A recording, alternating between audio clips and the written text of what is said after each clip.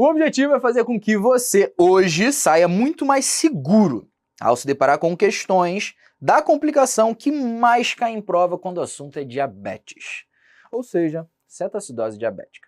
Sejam bem-vindos! Essa é a nossa Aristo Start, ou seja, um curso de aquecimento para a prova de residência, para fazer com que você, cara, saia na frente dos seus concorrentes. Mas é importante você entender que essa aula aqui é diferente da nossa aula do extensivo, tradicional, programado, onde é mais completa. O objetivo aqui não é acabar com o assunto, mas sim deixar muito claro qual que é o direcionamento específico dentro desse tema que pode fazer diferença no seu aprendizado. E aí, preparados?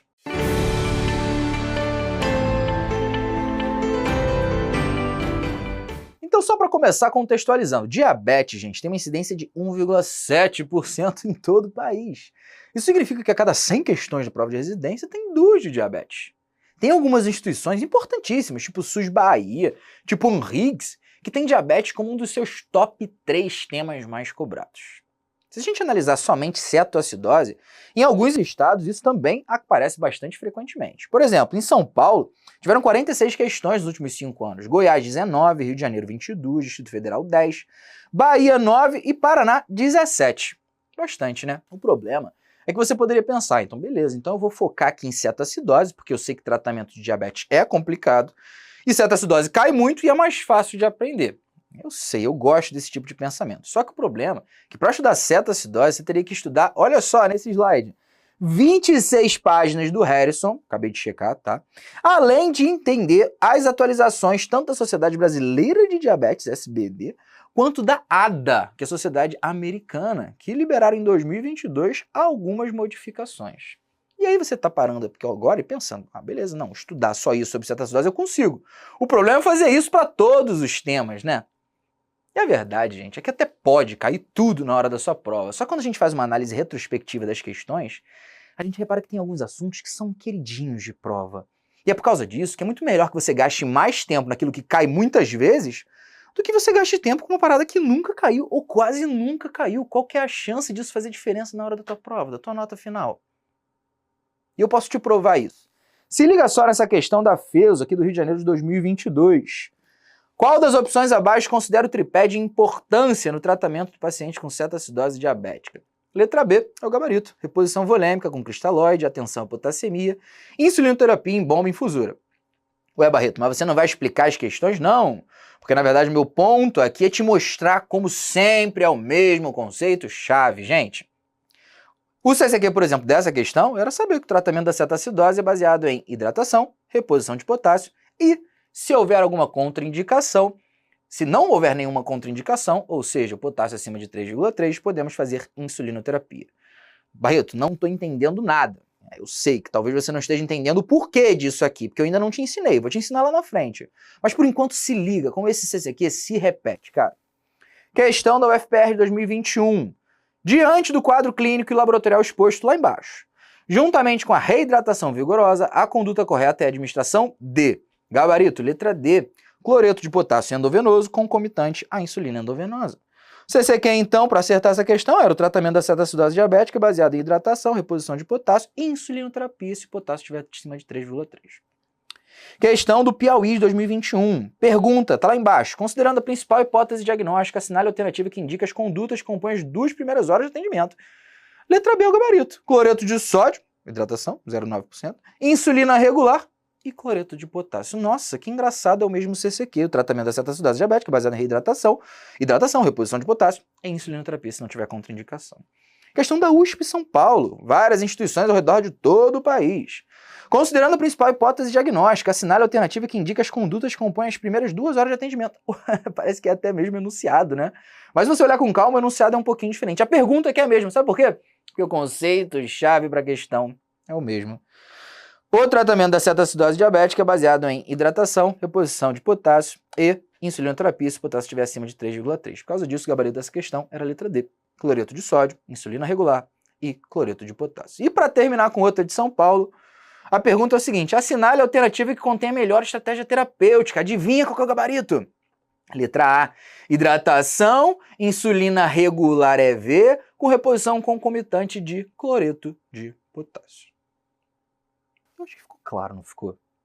Você está vendo que tem várias instituições diferentes, São Paulo, Piauí, de vários estados distintos, que cobraram o mesmo conceito-chave para a questão. E você pode estar até pensando, Barreto, mas cada enunciado foi diferente.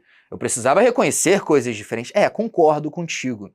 Só que a verdade é que se você descobre quais são os conceitos que mais frequentemente são gabarito, você ganha o poder de descobrir como você consegue o ponto de uma questão sem necessariamente saber tudo. Esse é o poder do direcionamento. Estudar, gastar seu esforço de uma maneira que isso seja traduzido em resultado, e não ficar estudando por estudar. E é por causa disso que eu vou começar agora, de fato, a dar aula de cetoacidose. Mas antes disso, eu gostaria de adiantar de que, na verdade, existem pouquíssimas coisas que você precisa aprender. Número 1. Quando chega o paciente no seu consultório, como você reconhece que, de fato, é cetoacidose? Número 2. Uma vez que você tenha dado o diagnóstico de cetoacidose, como que você prescreve a terapia? E isso aqui eu já adianto que é o que mais é cobrado. E por último, quais são as principais características do edema cerebral, que é a complicação mais grave da cetoacidose e que muitas vezes é cobrado em hora da prova. Então beleza, vamos começar com a complicação aguda mais famosa do diabetes, que é a cetoacidose diabética. Já que é complicação aguda, a gente tem que lembrar, gente, que qualquer coisa que seja aguda é como se fosse uma hiperativação da fisiopatologia normal da doença. E você sabe que diabetes, a fisiopatologia normal, é hiperglicemia sustentada, que pode ser por causa de uma dificuldade da insulina de agir, tipo 2, resistência insulínica, ou por uma inexistência de insulina, que é a diabetes tipo 1, por causa da destruição das ilhotas beta pancreáticas. A cetoacidose é uma agudização disso, é uma intensificação desse problema. E qual que é o problema? Pouca insulina. Pode ser porque o paciente tem o diabetes tipo 1 e destruiu tudo, todas as ilhotas beta-pancreáticas. Ou, cara, não é nem isso. Ele até tem um pouquinho de insulina. O problema é que ele tem um fator precipitante que gera estresse. E o estresse, seja um trauma, seja uma doença aguda grave, um infarto, um acidente cerebrovascular, ele pode gerar um aumento de hormônios contrarreguladores, que são catabólicos, cortisol, GH, aminas vasoativas, eles são contrarreguladores da insulina, ou seja, causam catabolismo, aumentando os valores séricos de glicemia. Em qualquer uma dessas situações, se for por causa de fator precipitante ou só porque o paciente, sei lá, não tem insulina nenhuma, ele começa a fazer hiperglicemia sustentada, até um momento tudo bem, até o início pelo menos. Só que o problema é que começa a transbordar e transborda no rim. E aí o rim absorve aquela glicose que é osmoticamente ativa, ou seja, puxa água, e por causa disso você tem uma diurese osmótica. Esse é um paciente que tem hiperglicemia, mas com desidratação. E é claro que o corpo tenta compensar isso, tomando mais água. Então teve sim poliúria, mas com uma compensação, pelo menos inicial, com polidipsia. Isso é para compensar a perda de água, só que a gente está perdendo também uma moeda energética chamada glicose, né? E a glicose aqui no nosso corpo fica acumulada, só que se a gente perde ela, não tem mais como acumular e a gente acaba sendo consumido. É por causa disso que geralmente o paciente também pode ter perda ponderal, que tenta ser compensada por uma maior ingesta calórica, chamada de polifagia. É por causa disso que quando você vê um paciente entrando no consultório apresentando os 4 P's, poliúria, polidipsia, perda ponderal e polifagia, você já pensa, provavelmente é um cara super insulinopênico. Se ele tiver dor abdominal, desidratação, uma respiração forte de Kussmaul, como se ele estivesse tentando lavar a acidez que ele tem dentro do plasma, cara, a gente bate o martelo que isso é cetoacidose. Basicamente, porque eu falei sobre os 4 P's para você como um problema sendo ocasionado por um excesso de glicose no plasma. Só que tem um outro problema, né? Esse excesso de glicose no plasma significa que ela não está entrando na célula. E se não entra na célula, isso significa que ela precisa produzir energia através de degradação de outro tipo de macromolécula. Não dá para ser através de glicídio, tem que ser através de lipídio ou proteína. E o problema é que a degradação de lipídio, por exemplo, gera outros metabólitos, como, por exemplo, corpos cetônicos, que são ácidos. São ácidos porque liberam H+. E esse H+ não pode ficar no plasma, né? Ele acaba consumindo, então, o bicarbonato. Consumo de bicarbonato, o bicarbonato diminui a sua concentração sérica, o pH também, vai lá no pé. Esse é um paciente que tem acidemia com acidose metabólica. Não é uma acidose respiratória por acúmulo de PCO2, mas sim por consumo de bicarbonato.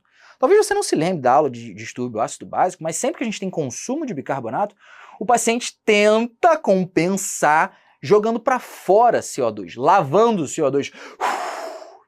Tá aí a respiração de Kussmaul, sabe? E se você consegue descobrir isso, basicamente, que é exatamente o que está escrito aqui no mapa mental, você consegue reconhecer, quando chega no consultório, um paciente que tem alta probabilidade de ter cetoacidose. Só que a verdade é que você precisa confirmar isso laboratorialmente. E essa confirmação laboratorial vem com exames de sangue e de urina. De sangue, porque você precisa ter, olha aqui no mapa mental, 250 de glicemia. Você precisa ter no agaso um pH abaixo de 7,3, ou seja, acidemia, sendo explicado por um consumo de bicarbonato, ou seja, com uma acidose metabólica com bicarbonato abaixo de 15 e 18. E claro, a presença desses tais corpos cetônicos, que é chamado de cetonemia quando está no plasma, ou cetonúria quando está no exame de EAS, exame de urina tipo 1. Costuma ser muito mais feito e está mais disponível, tá, pessoal?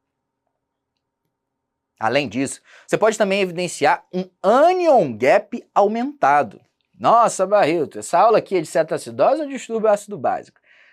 Mais ou menos, um pouco pelo menos da aula de distúrbio ácido básico também precisa estar presente. Não sei se você lembra, mas o nosso plasma, a gente precisa ter um equilíbrio elétrico. Na verdade, todo o nosso corpo precisa minimamente ter um equilíbrio. E no plasma, as cargas positivas têm que estar mais ou menos na mesma quantidade que as cargas negativas. E carga positiva no plasma é basicamente sódio. Ah, mas tem potássio, professor. Eu sei que tem potássio, mas o sódio é muito mais importante. Então calcula sódio. Agora, cargas negativas, nós temos 3. Bicarbonato, cloreto e o resto. É resto mesmo, porque tem vários com uma quantidade muito baixinha. Não chega a 12 de valor, sabe? Agora, se passa de 12, a gente fala que o anion gap, que é esse resto, está aumentado. E isso é interessante, porque se ele está aumentado, é porque alguém colocou algum ânion ali. Talvez as células tenham colocado corpos cetônicos, que são ânions, porque liberam H+, por causa disso são ácidos. Isso é muito importante você lembrar, porque às vezes você vê numa gasometria um anion gap aumentado. E aí você tem que pensar na hipótese de ser cetoacidose. Inclusive, isso é uma das maneiras de você evidenciar a resolução da cetoacidose, através da diminuição da resolução da acidose ou da resolução do anion gap aumentado, que passa a ficar normal. Nesse momento, você já consegue ver, o paciente entrou no seu consultório, se ele tem cetoacidose ou não, pelo menos suspeitar, sabe? Nas questões, isso costuma aparecer mais ou menos de 2 formas diferentes. Em ambas, é o mesmo quadro clínico. Dor abdominal, desidratação, às vezes hipotensão, com os 4 P's. O que diferencia é a epidemiologia do cara. Às vezes é um paciente, sei lá, Marlon, você tá com quantos anos? 32, não, você ainda não vai entrar na minha estatística. Mas vamos supor que o Marlon tivesse, sei lá, 40 anos, 45 anos. Já tem um diabetes já meio avançadinho. Só que aí do nada, pum, infarto. Do nada, pum, tem um trauma. Ou do nada tem um acidente cerebrovascular. Tem um fator precipitante. E esse fator precipitante pode gerar um aumento de hormônios contrarreguladores, aumentando a produção de glicose. Ele até pode ter insulina, só que não é o suficiente para conter. E ele pode descompensar com uma cetoacidose. Ou, o mais comum, é um paciente mais jovem. Também não é jovem tipo eu, não. Porque o Marlon, pelo menos uns 5 anos mais velho do que eu. Mas mais jovem, tipo 15 anos. 15 anos, cara. O paciente pode do nada descompensar. E o problema é que esse cara não aparece no enunciado descrito que ele é diabético, porque ninguém sabia. Ele não era sabidamente diabético, mas chega muito jovem. Isso aí é a cara do paciente com diabetes tipo 1. Um tanto de gente é diagnosticada assim, na emergência, com cetoacidose. Fica ligado. E agora, nesse momento, a gente pode partir para a parte mais importante. Irmos para a parte mais importante, que é o que mais é cobrado, que é justamente o tratamento inicial. Tá vendo aí, ó? Reposição volêmica, insulinoterapia endovenosa, reposição de potássio e reposição de bicarbonato. O paciente com cetoacidose, você já sabe, por exemplo, que ele tem glicemia aumentada. Isso é ruim porque gera hiperosmolaridade, por exemplo. A hiperosmolaridade gera um aumento do gradiente osmótico, puxa água para o plasma, gera uma hiponatremia dilucional. Realmente é ruim. Agora, sinceramente, você acha que isso é mais prejudicial que uma acidose, por exemplo? A acidose desnatura tudo. O corpo não consegue funcionar. Então a acidose é mais preocupante. Agora, sinceramente, você acha que a acidose é mais preocupante que uma hipotensão postural ou uma hipotensão arterial? Hipoperfusão de tecidos? Não tem como. A hipotensão e hipoperfusão, gente, o paciente morre assim. A acidose morre também, não demora muito, mas é menos urgente. Então, considerando isso, o O que você imagina que é mais importante eu tratar rapidamente? Glicemia aumentada, acidose ou hipotensão? Hipotensão. E é por causa disso que a primeira pegadinha que aparece na hora da prova, e eu fiz questão de deixar bem claro aqui para vocês, é: o primeiro tratamento não é insulinoterapia. O primeiro tratamento é reposição volêmica com solução fisiológica 0,9%. Essa é a primeira, segunda, terceira, quarta, quinta, sexta coisa que você precisa fazer, cara. Porque o cara tá desidratado. Ele tá hipoperfundido. Hidrata. Ponto. Ah, Barreto, beleza, já fiz isso. Aí tudo bem. Você pode começar a pesquisar se você pode fazer insulinoterapia. Sabe por quê? Porque a insulina, realmente, bota a glicose para dentro da célula, mas ela bota potássio também, e de nada adianta eu fazer insulinoterapia para tentar parar das minhas células produzirem energia através da lipidação lipídica, que gera ácidos, para eu curar a minha acidose, e, cara, deixar esse paciente fazer uma hipocalemia e morrer de uma arritmia ventricular maligna. Não faz sentido. Então eu hidrato e logo, doso potássio na mesma hora. Depois eu vejo o valor de potássio. Se tiver no valor ok, aí tranquilo, eu posso começar a minha insulinoterapia. Barreto, então como é que funciona isso? Depende do valor de potássio. Se ele estiver abaixo de 3,3, é um potássio muito baixo. Então não dá para fazer insulina, senão o paciente descompensa. Ah, Barreto, mas está acima de 3,3. Tranquilo então. Posso começar a minha insulinoterapia. Mas, se estiver próximo de 3,3, eu ainda assim reponho potássio. Potássio baixinho, gente, abaixo de 5,0, por exemplo, eu reponho. Ué, Barreto, baixinho? 5,0 é o valor normal de potássio, eu sei, mas você não vai fazer insulinoterapia, então não tem jeito. Vai baixar, abaixo de 5 potássio, você repõe potássio. E se você tiver mais de 5,0 de potássio, você não precisa fazer a reposição e você pode fazer sim a insulinoterapia. Eu sei que essa parte é meio confusa. Então, como que é a faixa? Né? São, na verdade, 3 faixas. Como se você tivesse 3 momentos diferentes de acordo com o valor de potássio. Abaixo de 3,3 você não faz insulina e faz reposição de potássio. Entre 3,3 e 5,0 você faz os dois. Você faz insulina, mas faz reposição de potássio. E acima de 5,0 você não repõe potássio e você faz a insulinização. Combinado? Ah, Barreto, mas eu já vi esse 5,0 como 5,2, 5,3, eu sei. Porque tem várias referências que falam coisas distintas. Infelizmente, a gente tem que lidar com isso. Tem uma questão do SES, se eu não me engano, SES Rio de Janeiro de 2020, 19, que o pessoal errou 50% das vezes, cara. 50% das pessoas que responderam a questão erraram. Sabe por quê? Porque se confundiram com esse valor, que era 3,3, só que eles acharam que era 3,6. E eu fico triste com isso, né? Preocupado, porque, cara, é um tipo de questão que virou média que poderia ser fácil, desde que a gente tenha certeza que o conteúdo que é importante esteja dentro da nossa cabeça. Então vamos fazer o seguinte, eu vou inventar um negócio aqui, que eu, na verdade, inventei em casa, que eu vou falar para vocês com o objetivo de fazer com que vocês decorem uma parada que é difícil. Sempre que eu penso em facilitar um negócio que é difícil, eu penso em analogias com dinheiro, porque dinheiro todo mundo fica preocupado, né? E a verdade é que quando você está jovem, né, 20 anos, 30 anos, é importante que você poupe dinheiro, para que lá na frente você tenha uma quantia significativa e você consiga ter uma vida confortável. Então, no início da sua vida, você sempre precisa poupar. Ah, Barreto, preciso poupar para sempre? Não, cara, se você começar cedo, com 50 anos você para de poupar e está de bom tamanho, já tem lá a sua estabilidade financeira. Ah, legal, maneiro, quero ter minha estabilidade financeira. Só que eu também quero gastar, né? Quero viajar, quero comprar uma casa legal, quero ter um carro do ano. Então eu preciso ter um momento onde eu posso começar a inventar moda. Quando que é isso? Pô, não pode ser tão cedo, mas também se for muito tarde é chato. Então começa a partir dos 33 anos, vai. A partir dos 33 anos você já pode começar a inventar moda. Inventa, inventa, inventa, até o resto da sua vida e fica tranquilo fazendo as coisas que você gostaria de fazer. Ou seja, poupa até os 50, mas permita-se inventar moda a partir do 33. Poupa P de potássio até 5,0, que pode ser 5,2, 5,3. Mas permita-se inventar moda e de insulina a partir de 3,3. Combinado, pessoal?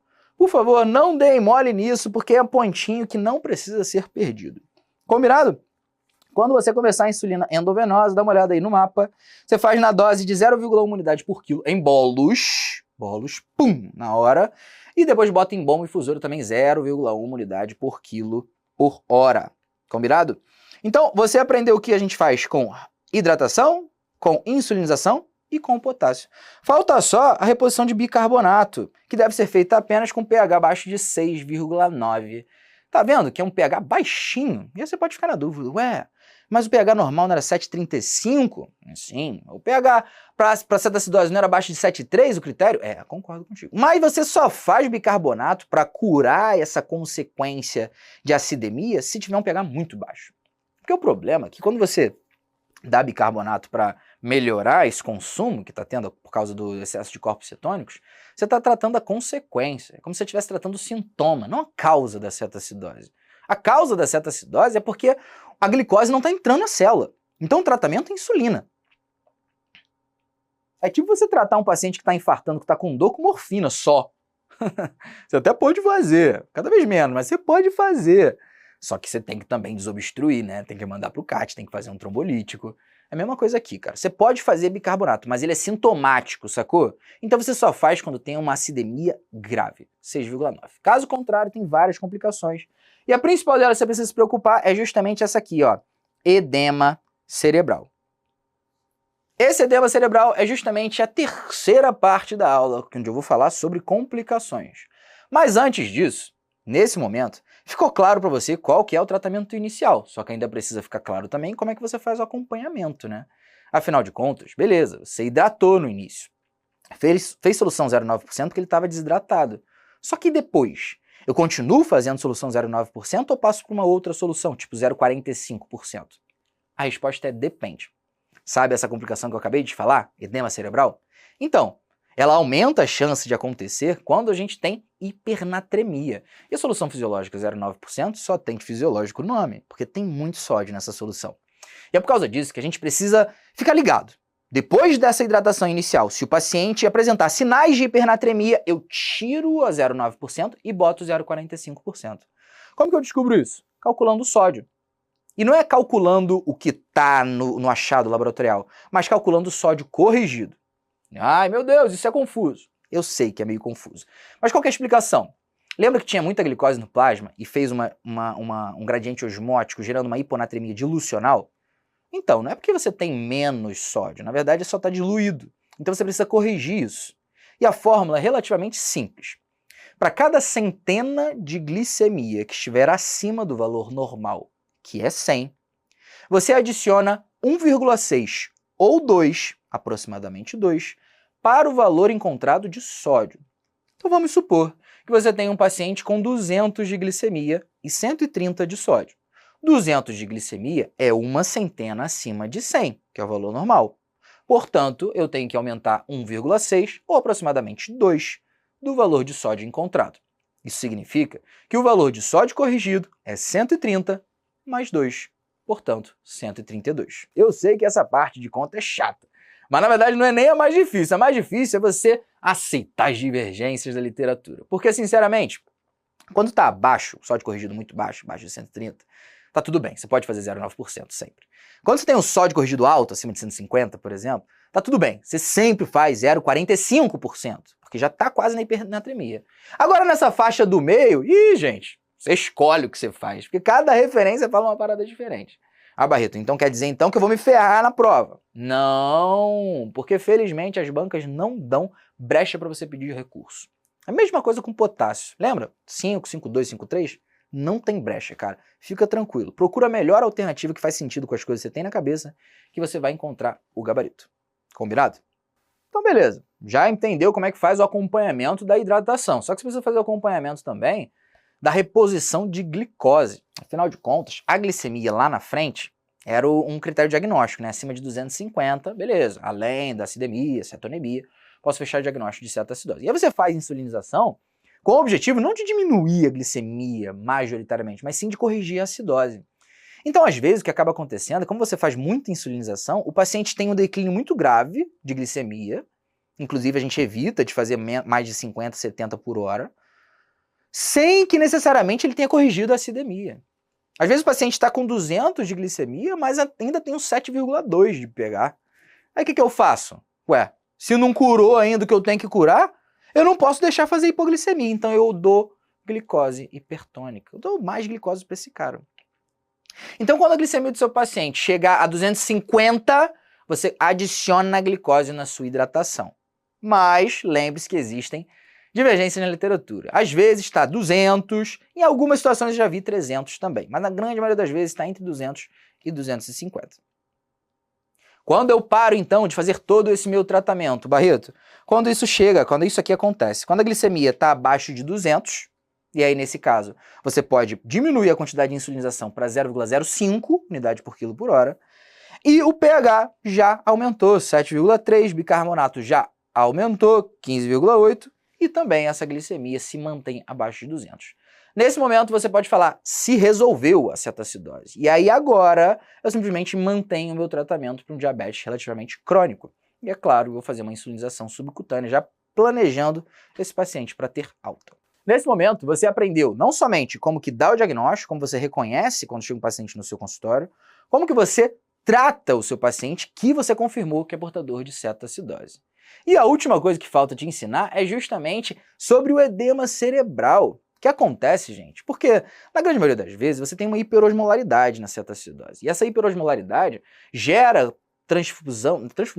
difusão de moléculas, de partículas osmoticamente ativas através da barreira hematoencefálica para dentro do sistema nervoso central.